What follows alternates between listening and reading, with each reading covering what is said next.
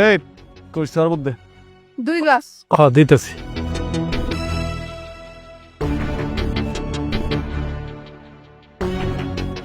এই যে লাভ আপনাকে শরবত।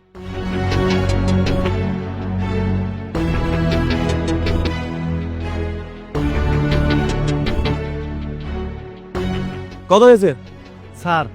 2 গ্লাস 30 টাকা। মানে 2 গ্লাস 15 করে 30 টাকা? মানে আপনি কি পাগল হয়ে গেছেন? হ্যাঁ, এই শরবতের গ্লাস সর্বোচ্চ 5 করে 10 টাকা হবে।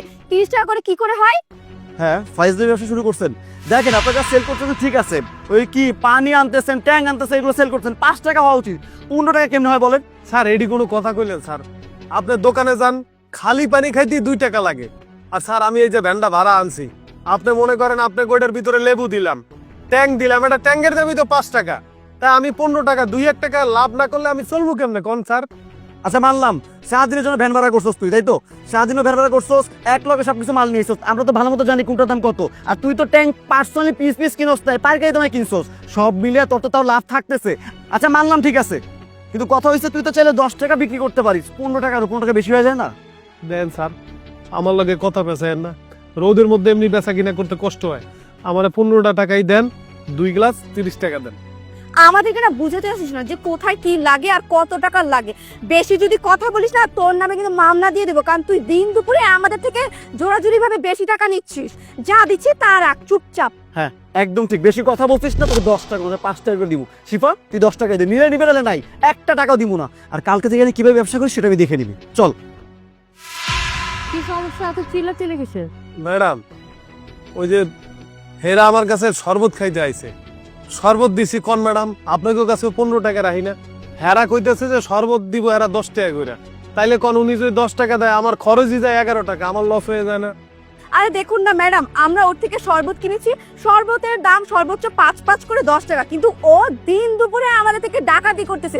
ও বলে যে 2 গ্লাস নাকি 15 করে 30 টাকা। তো 15 টাকা করে নিয়েছে তো কি হয়েছে? ম্যাডাম আপনি মনে হয় ভুল করতেছেন, জিনিসটা বুঝেন। আমরা কিন্তু খারাপ ব্যবহার করি নাই। এই যে ও কি করতেছে, পানি দিয়ে শরবত বানাইতেছে, শরবত রাস্তায় বিক্রি করতেছে। কয় টাকাই বা এখানে খরচ হচ্ছে? আমি ওকে বললাম 10 টাকা করে রাখতে, সে কি বললো না 10 টাকা রাখবে না, 15 টাকা করে রাখবে। শেষমেশ জিত করে আমি ওকে বললাম ঠিক আছে যা, তোকে আমি 5 টাকার বেশি দিব না পরের গ্লাসে। এটাই, আর কিছুই না। আর তাছাড়া আপনি বললেন জোর জুলুম না, রাস্তাঘাটে বিক্রি করতেছে, বিক্রি করে ভালো কথা, 5 টাকা করে বিক্রি করবে। কেন 15 টাকা বিক্রি? 15 টাকা কি মগের মূল্য? ও আচ্ছা, এই ব্যাপার। আসলে আপনাদের প্রবলেম কি আমি বুঝতে পারছি না। আপনাদেরকে দেখে মনে হচ্ছে যথেষ্ট এডুকেটেড, শিক্ষিত ছেলে, শিক্ষিত মেয়ে।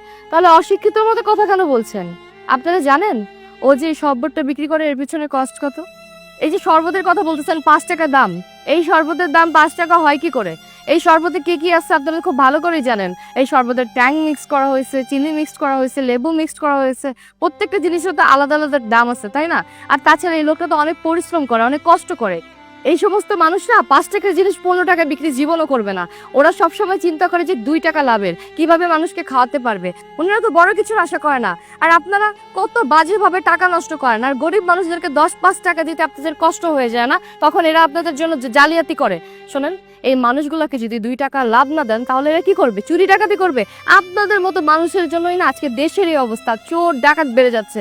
দেখেন, যা করতেছেন একদম রং করতেছেন। শিক্ষিত মানুষও অশিক্ষিতর মতো কাজ করতেছেন।